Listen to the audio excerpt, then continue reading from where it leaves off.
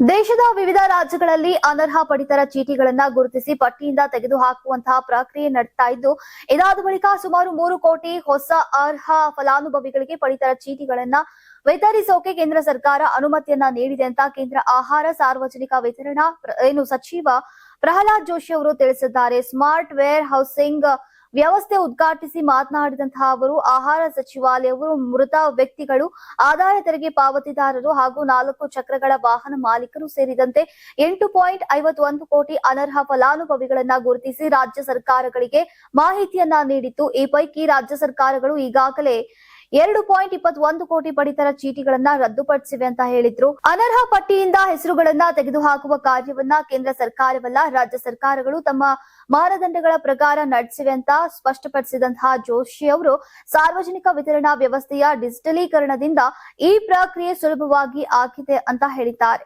ಇನ್ನು ಅರ್ಹ ಫಲಾನುಭವಿಗಳನ್ನ ಹೊಸದಾಗಿ ಸೇರಿಸಿಕೊಳ್ಳೋಕೆ ರಾಜ್ಯಗಳಿಗೆ ಅವಕಾಶವನ್ನ ನೀಡಲಾಗಿದ್ದು, ವಿವಿಧ ರಾಜ್ಯಗಳು ಸುಮಾರು 3 ಕೋಟಿ ಹೆಚ್ಚುವರಿ ಪಡಿತರ ಚೀಟಿಗಳನ್ನ ವಿತರಿಸಬಹುದು ಅಂತ ತಿಳಿಸಿದ್ರು. ಕೇಂದ್ರದ ಉದ್ದೇಶ ವೆಚ್ಚ ಉಳಿತಾಯವಲ್ಲ, ಈಗ ಬದಲಿಗೆ ಆಹಾರ ಧಾನ್ಯಗಳು ನಿಜವಾದ ಅರ್ಹರಿಗೆ ತಲುಪುವಂತೆ ಮಾಡುವುದಾಗಿದೆ ಅಂತ ಹೇಳಿದ್ದಾರೆ.